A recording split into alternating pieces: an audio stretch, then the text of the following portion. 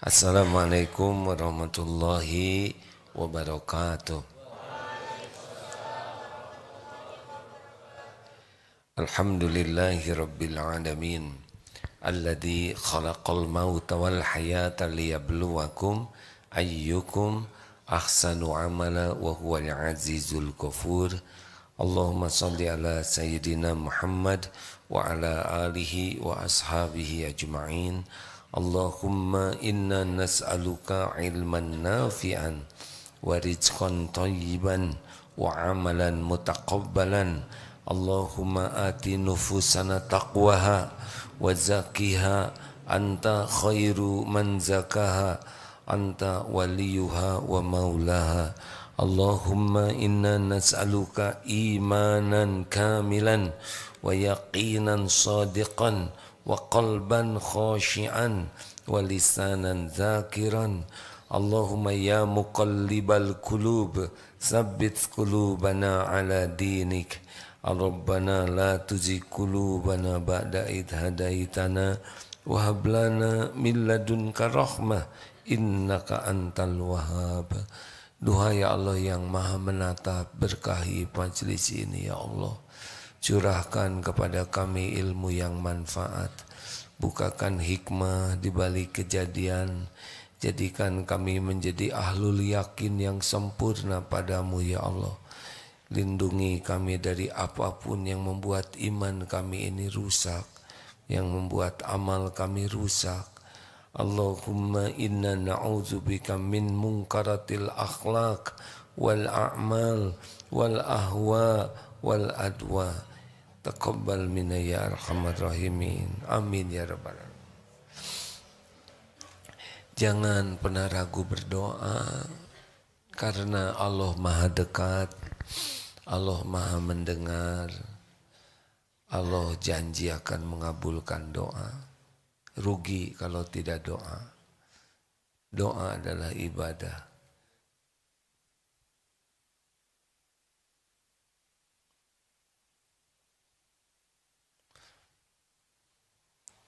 Tidak ada satupun perkataan yang tidak didengar oleh Allah Subhanahu wa ta'ala.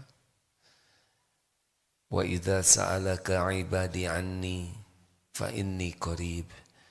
Apabila hamba-hambaku bertanya kepadamu wahai Muhammad tentang aku, katakan aku adalah dekat. Ujibu da'watad da'i idza da'an. Aku mengabulkan permintaan doa orang-orang yang berdoa apabila berdoa padaku. Falyastajibu li falyu'minu bi la'allahum yarsyudun. Maka patuh saja hidup ini, sekuat tenaga patuh dan yakin kepada Allah agar senantiasa dalam kebenaran. Berikut ini dibacakan sebuah hadis sahih riwayat Imam Tirmizi. Panjang hadis ini dari Abbas Abdullah bin Abbas radhiyallahu anhuma. Ia berkata, suatu hari aku pernah berada di belakang Nabi sallallahu alaihi wasallam. Beliau bersabda, ya gulam, wahai pemuda, anak muda, ini u'allimuka kalimat, aku akan mengajarkan kepadamu beberapa kalimat. Ihfazillaha yahfazka. Jagalah Allah, niscaya Allah akan menjagamu. Bukan menjaga Allah seperti kita menjaga sesuatu, tapi jagalah keyakinan kepada Allah. Jagalah apa yang Allah perintahkan. Jagalah supaya tidak melakukan apa yang Allah larang. Jaga apa yang Allah sukai, kita amalkan. Allah akan menjaga kita. Kalau Allah menjaga kita, aman. Kenapa dong ada orang soleh yang dilukai, ada orang soleh yang terbunuh? Apakah Allah tidak menjaganya? Memangnya kalau dilukai kita rugi, Rugi itu kalau kita berbuat zalim. Kita dilukai, bisa gugur dosa-dosa kita. Bisa mendapat pahala. Kita terbunuh di jalan yang benar, itu rezeki. Bisa jadi syuhada. Jadi penjagaan Allah ini meliputi penjagaan sampai jadi ahli sorga nanti. Ihfazillah yahfazka. Ihfazillah tajidhu tujahaka. Tujahaka. Jagalah Allah, niscaya Allah akan menjagamu. Jagalah Allah, niscaya engkau akan mendapatinya di hadapanmu. Jadi makin kita menjaga Allah, menjaga apa yang Allah sukai, Allah akan menanamkan keyakinan di hati kita.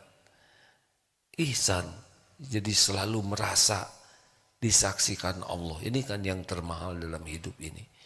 Hidup ini yang paling tinggi derajatnya adalah muhsinin, orang yang ihsan. Orang yang ihsan itu bagaimana? Para waliullah seperti ini. Yaitu orang yang dimanapun, kapanpun senantiasa merasa diawasi oleh Allah. Dilihat oleh Allah. Didengar, disaksikan. Jadi setiap saat senantiasa merasa bersama Allah. Merasa diawasi, didengar, diperhatikan Allah. Ini zikir yang paling utama. Karena kalau orang sudah masuk ke wilayah ini, mesti dia akan mudah jadi orang ikhlas. Menjadi orang tawakal, menjadi orang bersyukur, menjadi orang yang ridho, menjadi orang yang sabar. Semua keutamaan akan terkumpul bagi orang yang hakul yakin kepada Allah. Lanjut.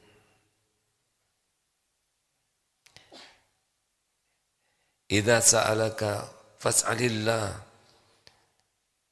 wa idza ista'anta fasta'in billah. Jika kamu mau minta, mintalah kepada Allah.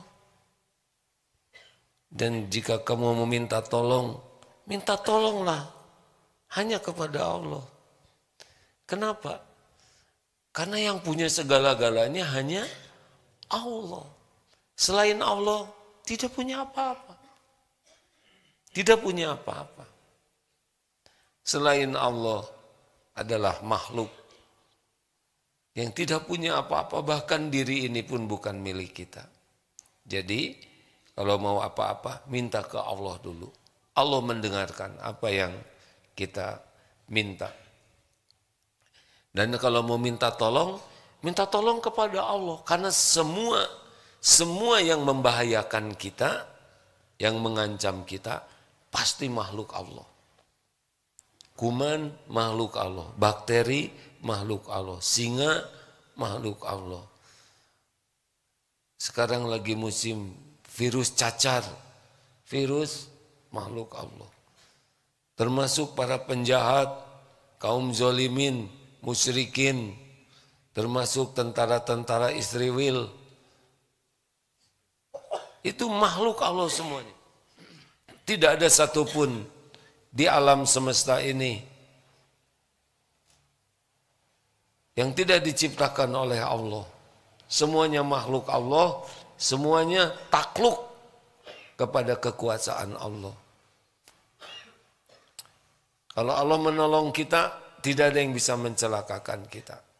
Tidak bisa luka, tidak bisa jatuh sehelai rambut pun tanpa izin Allah.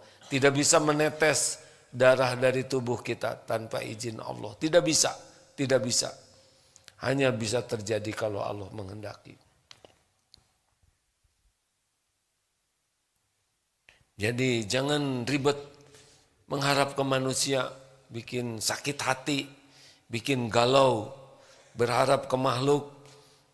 Sama dengan berharap kepada yang tidak punya apa-apa. Bersandar kepada yang bodoh, bersandar kepada yang lemah. Makhluk itu intinya adalah lemah. La haula wa la quwwata illa billah. Makhluk itu tidak punya apa-apa.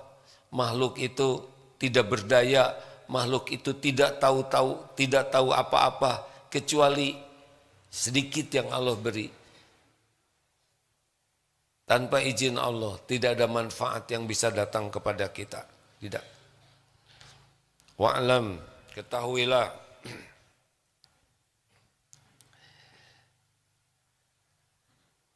Nah, selanjutnya ya.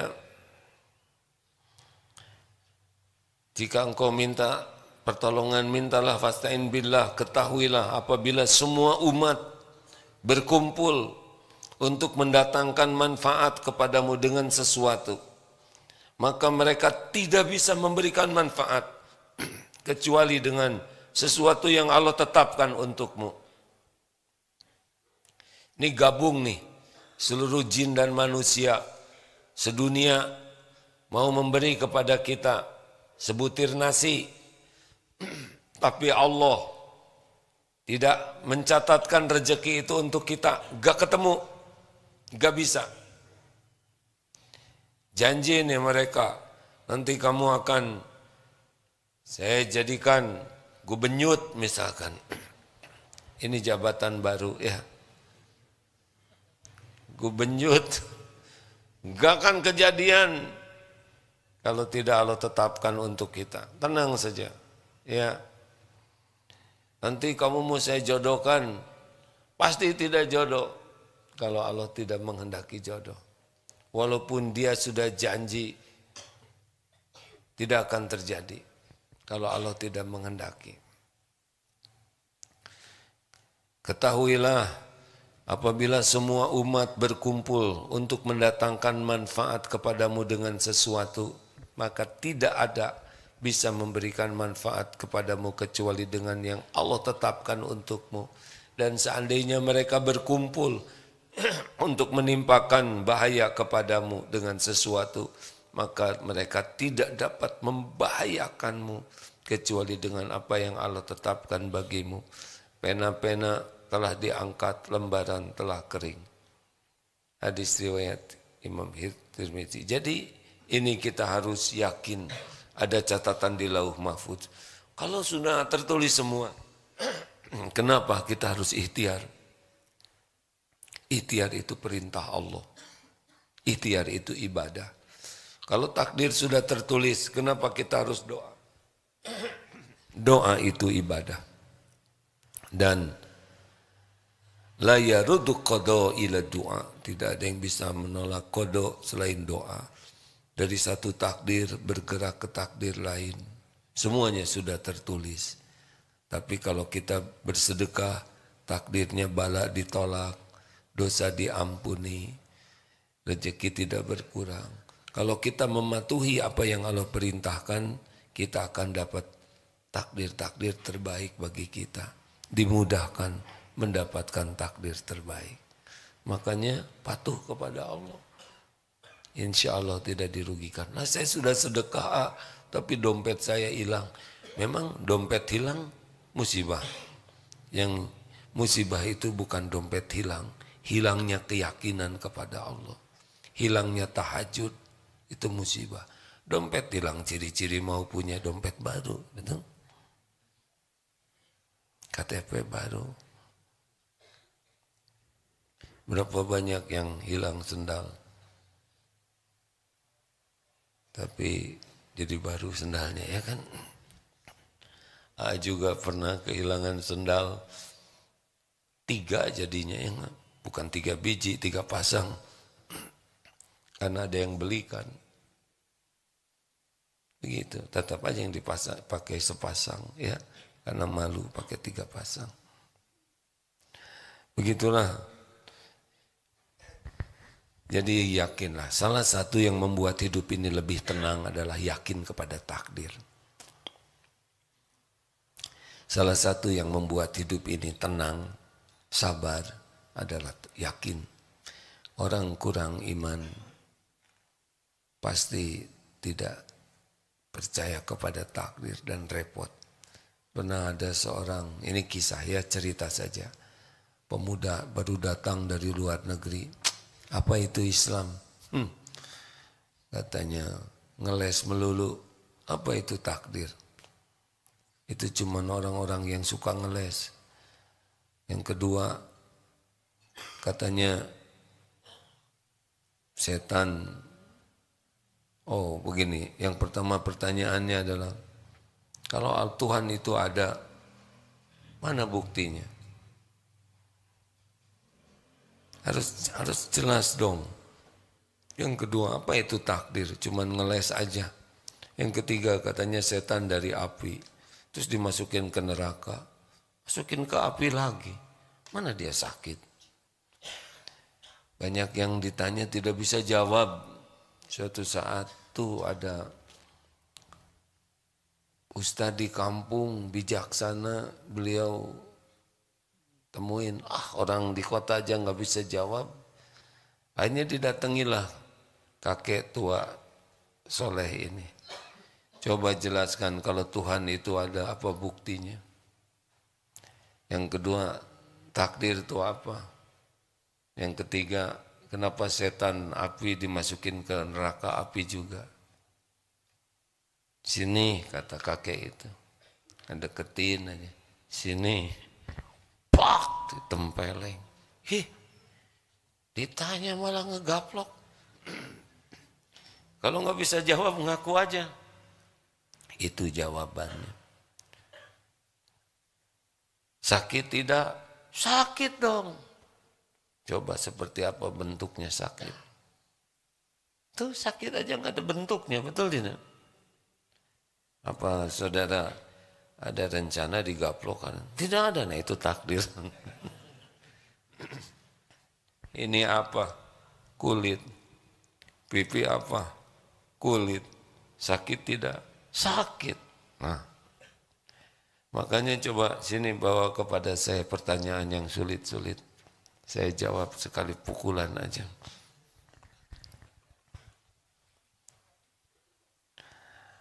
Sudah segitu saja. Hari ini hari tanya jawab. Jangan nanya yang susah-susah. Jangan mempersulit orang lain. Kalau bisa pertanyaan lengkap dengan jawabannya, ya. Baik, kita buka diskusi dulu nih. Ada yang minta katanya, kalau bisa waktu untuk tukar pikirannya lebih banyak. Tidak harus nanya ya, memberikan masukan, koreksi, tambahan, silakan. Ya boleh, bergilir. Sebentar. Mim, sudah siap? Ya silakan. Ya maaf, harusnya sudah siap.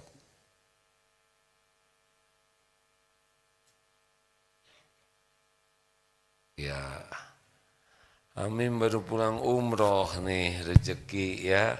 Diam, gak pernah banyak bicara karena bagian ngurus sound system ya. Ya baik. Assalamualaikum warahmatullahi wabarakatuh. Waalaikumsalam warahmatullahi wabarakatuh. Nama saya Imam Sofyan A. Saya dari Palu, Sulawesi Tengah. Dari? Palu, Sulawesi Tengah. Palu. Ya. Alhamdulillah.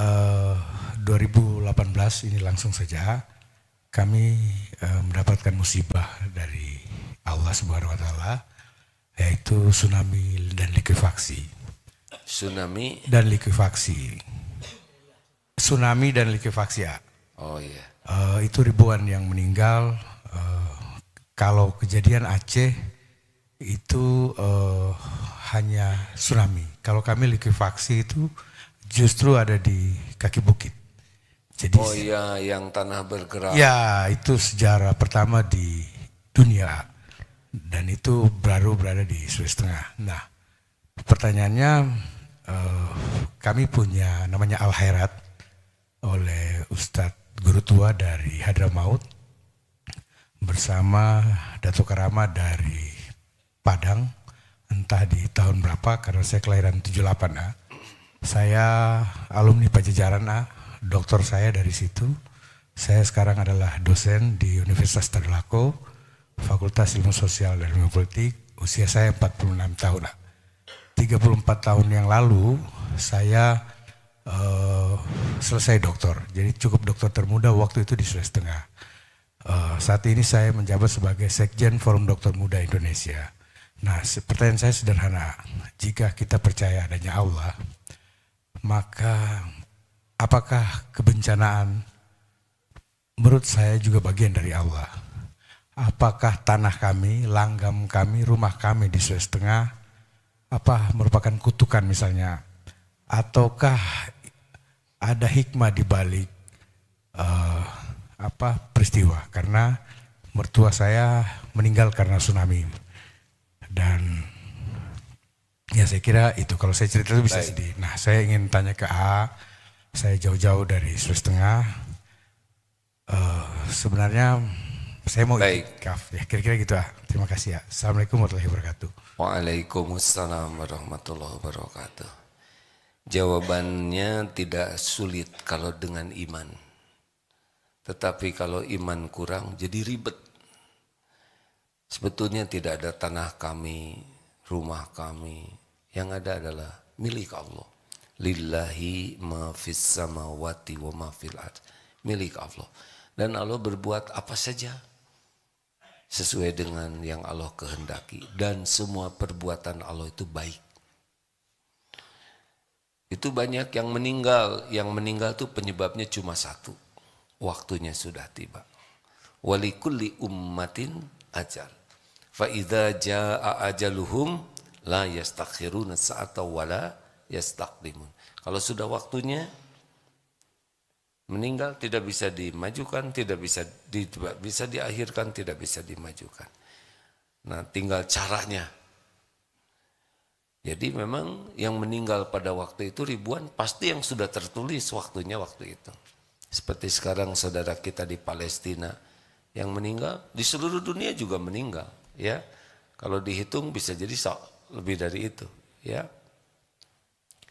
Apa perbuatan Allah gempa ini pasti ada kebaikan di sana. Yang soleh-soleh tertimbun bisa dapat jadi syahid. Ada yang tertimpa, ada yang tenggelam, semuanya ada hitungannya, tergantung amalnya apa selama di dunia ini. Tanpa gempa, tanpa tsunami juga semuanya meninggal. Semuanya meninggal. Benar? Jadi kita berbaik sangka kepada Allah. Bahwa ini adalah salah satu cara Allah. Yang berdosa itu diperingatkannya lewat itu. Yang soleh kemudian meninggal juga tetap dapat dari kebaikannya. Semua orang dapat dari apa yang dilakukannya. Gitu. Nah, adabnya bagi kita adalah tobat. Karena wama asobakum min musibatin fabima kasabat aidikum. Musibah apapun yang menimpamu adalah dari tanganmu sendiri. Nah, bagusnya kita tobat terus. Musibah sekecil apapun, gelisah, jerawat, ketimpa, nah itu termasuk harus ditobatin. Apalagi yang besar-besar, ya. Kita harus berbaik sangka terus kepada Allah. Karena kita nggak ada apa-apanya kita ini. Coba, sholat saja barusan tidak khusyuk. Bagaimana khusyuk? Ngerti juga tidak, ya. Jadi dokter termuda itu ujiannya ujub. Merasa paling hebat. Merasa paling, padahal tidak ada apa-apanya. Semuanya dituntut nanti. Jabatan jadi sekjen itu dituntut di akhirat nanti. Ya enggak?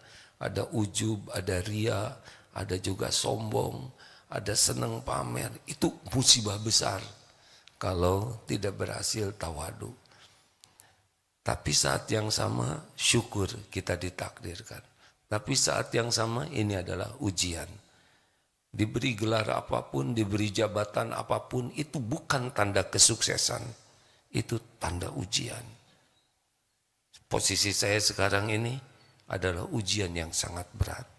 Sama sekali jadi kiai itu bukan tanda kesuksesan. Ini adalah cobaan yang sangat besar. Apalagi dengan status casing seperti ini bisa jadi ujub, merasa berjasa membangun pesantren. Hai, ini pesantren sudah tertulis di Lauh Mahfud sebelum saya dilahirkan ke dunia ini. Saya dan kawan-kawan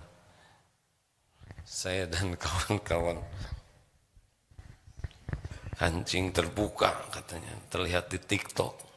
Kamu diam aja. Hah? Ya sudahlah, saya tidak boleh berdebat ya. Maafkan hadirin. Sudah, nggak usah lihat baju saya.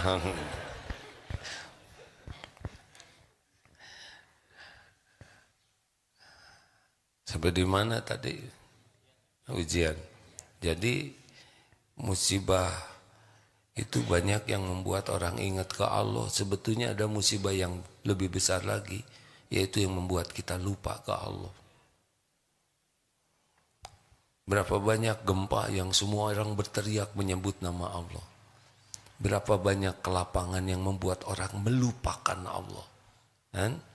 Palestina sekarang, mungkin rakyat Palestina setiap saat menyebut nama Allah.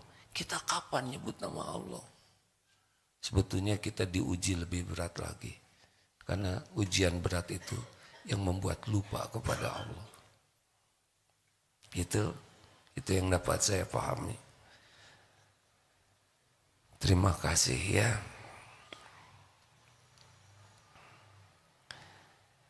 Saya sekolahnya elektro, tapi takdirnya jadi begini.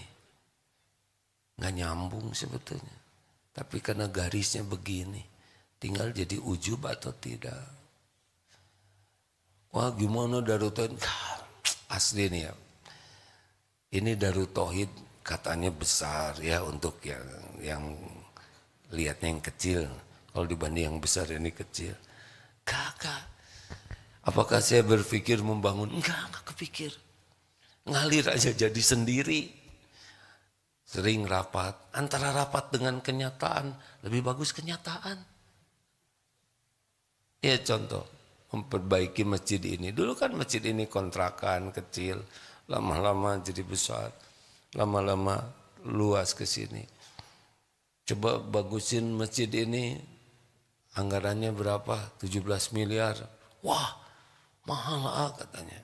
Biarin dari rumah Allah yang bayarin ya. Orang-orang aja yang nggak beriman dikasih rumah gede-gede. Tapi kan jamaahnya rata-rata ini katanya mahasiswa infaknya 2.000. Nah, menghina kan. Mahasiswa itu bukan pemberi rezeki, pemakan rezeki. Sama seperti saya. Qadarullah. Terkumpul 32 miliar beres. Jadi ya begitulah.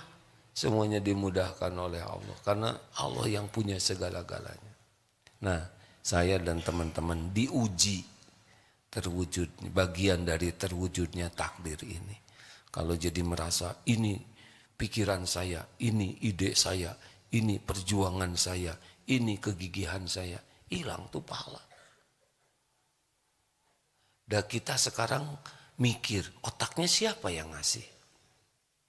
Kita sekarang bekerja keras, ini tenaga siapa yang ngasih? Kesehatan siapa yang ngasih? Makan siapa yang ngasih? Kita enggak lupa siapa yang bisa bikin ingat? Semuanya Allah. Min fadlir rabbik. Regu B, mau nanya apa? Mana tadi? Mama, ada tamu nih hari ini.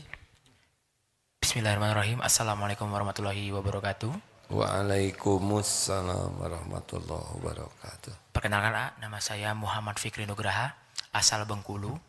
Saat ini saya sedang menjadi mahasiswa magister di Pendidikan Bahasa Inggris UPI. Apa? Di sini Bahasa Inggris? Ya. Oh, how are you? Very well, thank you for us. Wah, it's nice to meet you. Silakan. Jadi karena saya belajar filsafat pendidikan, jadi saya pun sering bertanya juga karena bernama Fikri ya, mungkin memang dikasih sesuai nama suka berpikir. Oh. Saking banyak berpikir ya saya pun bertanya. Pertanyaannya itu bagaimana jika? Sekarang pertanyaannya untuk AA hari ini.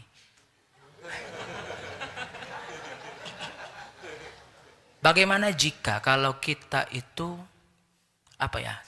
tidak ada surga dan neraka? Apakah kita masih bersujud kepada Allah? Itu pertanyaan saya selama ini. Mungkin bagaimana menurut AA? Seandainya kita nggak tahu kalau ada surga dan neraka, apakah kita masih bersujud kepada Allah? Pusing-pusing amat hidup. Udah pasti ada surga dan neraka ya nggak? Fikri, tobat. Ngapain ribut-ribut amat mikir gitu? Makanya saya kesini A. Iya, makanya saya juga nyuruh tobat ya nggak? Fikri, surga neraka tuh ada. Pakai kira-kira nggak ada ya nggak? Tapi ini saya terinspirasi bagaimana dulu mungkin Nabi Ibrahim bertanya. Ketika mencari matahari, ternyata matahari tenggelam. Dan itu bukan Tuhan berarti. Ya. Yang muncul bulan. Ketika bulan muncul bercahaya, ketika mau subuh, berganti lagi menjadi matahari. Ternyata bukan. Ya. Terus? Nah, itulah yang menjadi pertanyaan saya selama ini. Sampai akhirnya saya memutuskan untuk datang ke UPI, untuk akhirnya mencicipi duduk di sini. Karena selama ini saya kan melihat dari TV aja kan. Jadi gimana? Jadi pertanyaannya tadi seperti tadi. Ya ada itu ada. Terus jadi gimana sekarang? Sekarang gini Fikri, udah nggak usah ribet. Fikri itu kan belum tentu panjang umur ya kan. Mumpung hidup, belajar agama dengan benar ya. Siap. Belajar sing rendah hati. Fikir lihatlah wajah sendiri, tangan sendiri. Ini bikinan siapa ya enggak?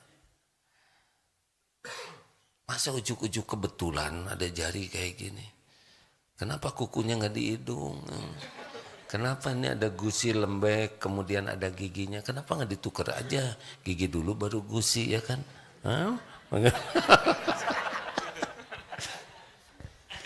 Coba dengan bercermin aja kita jadi tahu ini siapa yang bikin.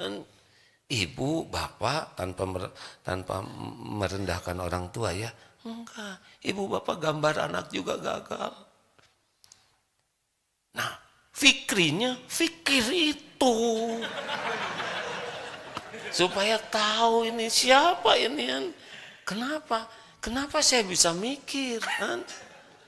Betul tidak? Kenapa mata kedip? Siapa yang ngedipin mata ini? Kenapa sama kok lidah semua? Kenapa nggak beda-beda? Ya kan?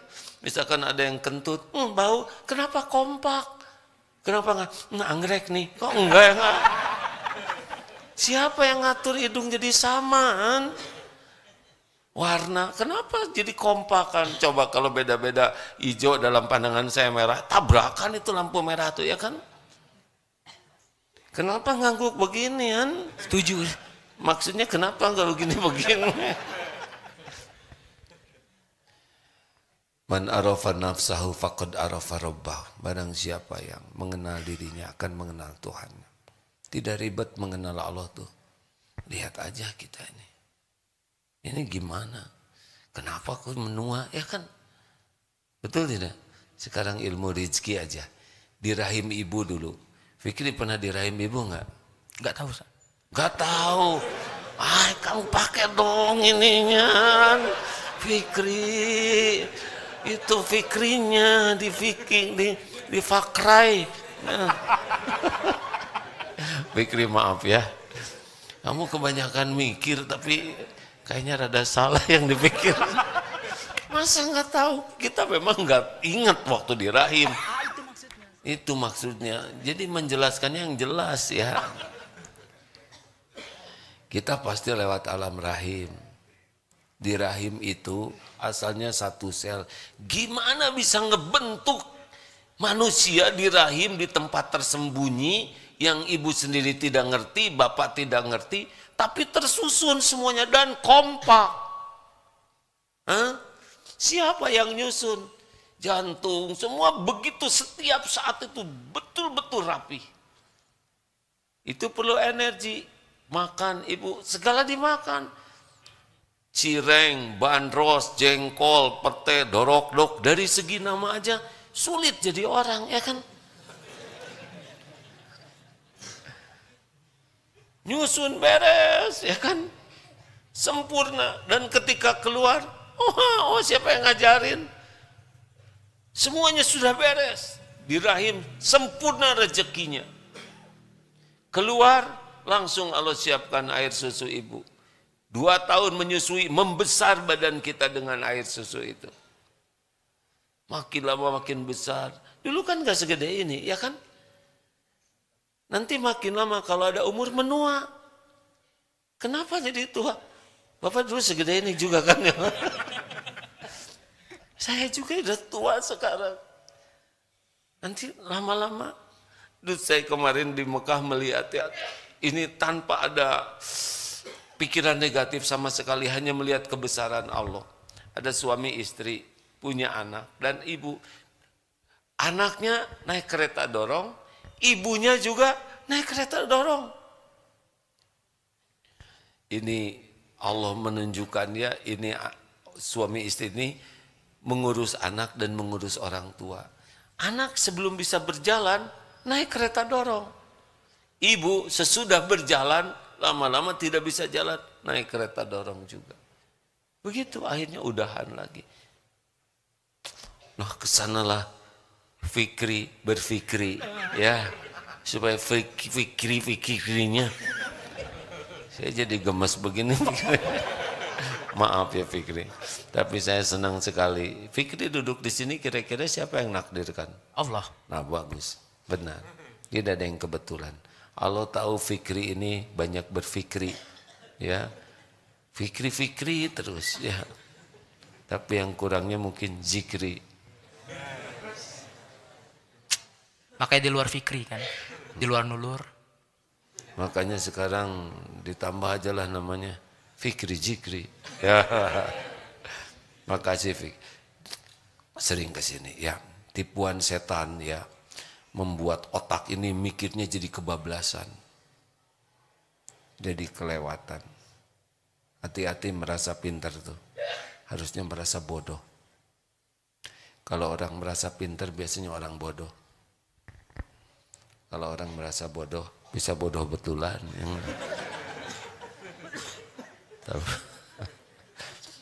Tapi orang pintar itu merasa kurang ilmu. Terima kasih Fikir. Pertanyaannya membuat saya gemes. Maaf ya Fikir. Terakhir, semuanya nanya gini itu di belakang. Bapak udah lama kan? Belum. Silakan. Sebentar ya Dea.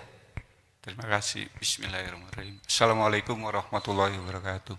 Waalaikumsalam warahmatullahi wabarakatuh. Perkenalkan, nama saya Dedi dari Jakarta. Alhamdulillah. Saya baru hari ke-18 di masa keemasan.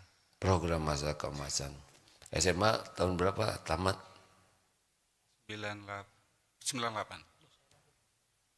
98. Yang betul. Sorry, maaf. 89.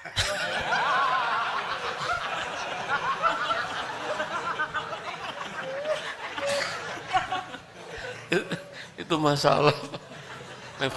Memang angkanya sama. Saya heran bener. Kalau nyontek. Ini deketan sama Fikri ya.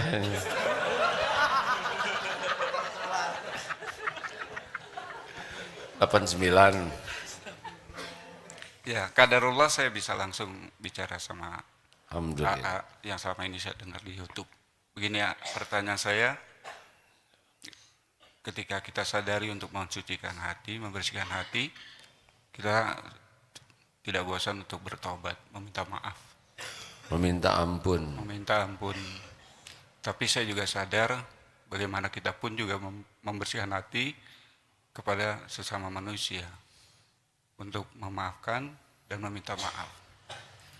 Qadarullah, alhamdulillah saya sebelum di bulan Juni, kebetulan saya pensiun Juni lalu.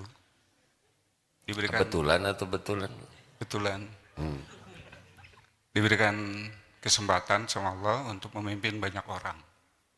Cuma sepanjang banyak orang itu mungkin ada kesalahan saya membuat mereka kecewa atas kepemimpinan saya. Pasti marah, tidak suka, bahkan sampai akhirnya mengakibatkan mereka keluar dari perusahaan. Meskipun saya sadar kalau itu adalah tuntutan pekerjaan. Tetapi secara personal, pasti hati yang paling dalam mereka kecewa. Pertanyaan saya, gimana saya untuk meminta maaf kepada mereka yang sudah masa lalu saat saya memimpin, yang sampai sekarang kan tidak pernah ketemu lagi. Pasti ada pengganjal maaf itu pada mereka. Nah ini yang menjadi kecemasan yang saya yakin juga nggak setuju kalau cemas itu milik. Cemas itu baik Pak kalau untuk bekal akhirat. Tetapi cemas untuk urusan duniawi nggak perlu. Dunia nggak ada apa-apanya, cuma mampir aja. Tapi cemas tidak bisa tobat, cemas tidak cukup amal untuk pulang, cemas kalau kita nanti timbangannya berat keburukannya. Nah itu dibawa kemana cemas itu? Kalau kecemasan itu dibawa kepada tobat, dibawa kepada memperbanyak amal, dibawa kepada melakukan perbuatan yang Allah sukai, nah itu kecemasan yang baik, kegalauan yang baik. Jadi tidak semua galau itu jelek ya. Yang jelek itu yang hanya urusan duniawi saja. Kalau dunia biasalah, nggak ada apa-apanya. Hanya tempat mampir sebentar ya.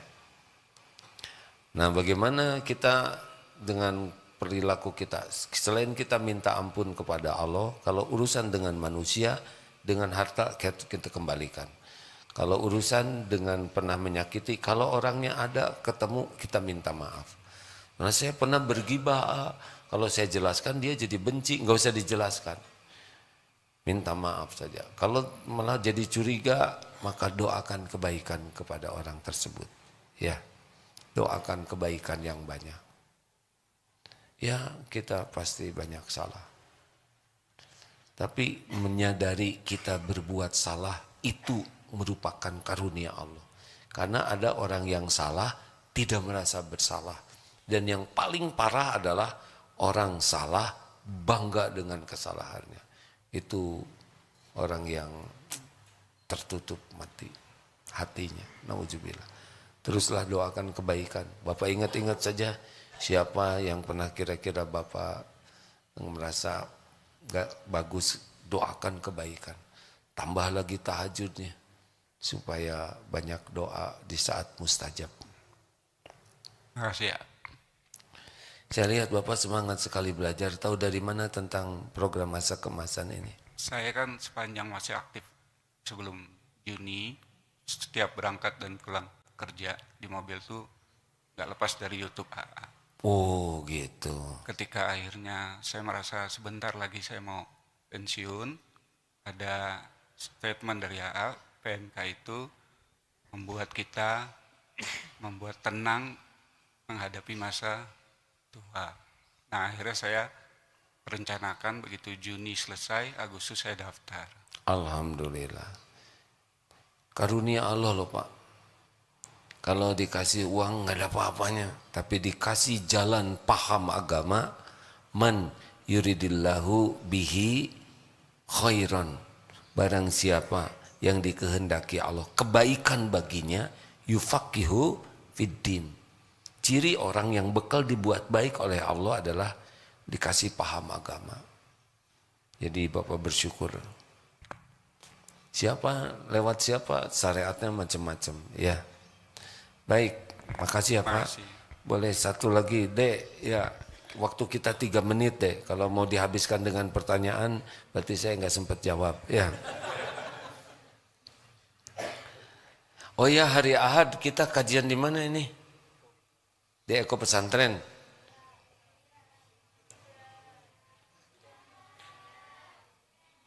Apa santri? Hari Ahad di Eko ya? Ya bagi yang akan menyimak kajian langsung di Eko Pesantren 1 silakan. Hari Selasa di Alatif. Kok lebih tahu Bapak daripada saya? Kan saya. Oh gitu ya, enggak apa-apa, kita tidak boleh berdebat ya. Silakan Dek, ayo Dek, silakan Dek, 2 menit nih.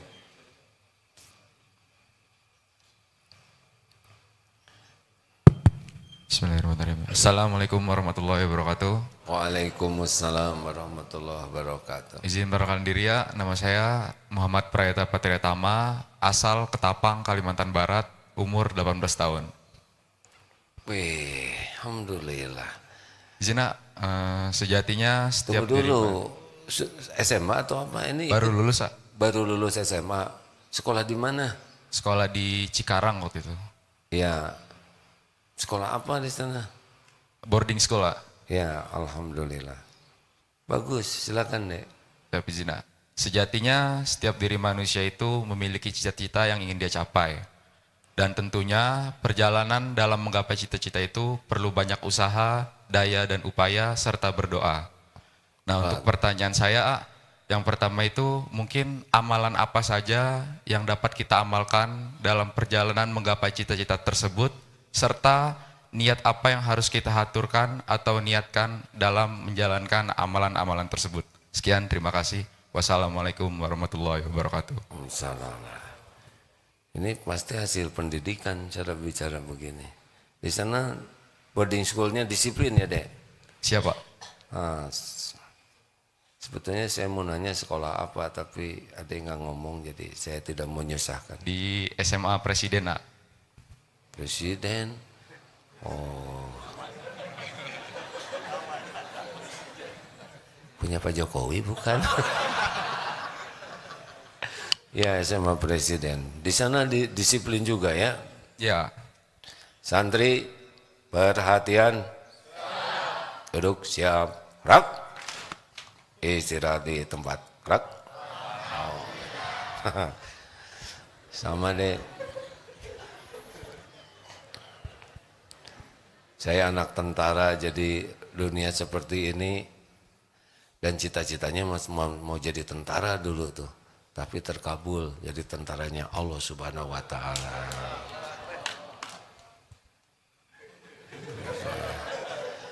Baretnya ada ekornya begini. Ada nanya apa tadi Han? Udah jam 6 deh, maaf ya. Terima kasih. Kawan-kawan di radio, di medsos, semua sudah jam 6 ini. Insya Allah mudah-mudahan nanti kita jawab ya deh ya. Tetapi saya senang sekali bahwa lingkungan itu sangat membentuk kepada sikap dan perilaku. Maka jangan salah memilih lingkungan. Kemarin lingkungan di sekolah presiden, sekarang di sekolah kiai ya.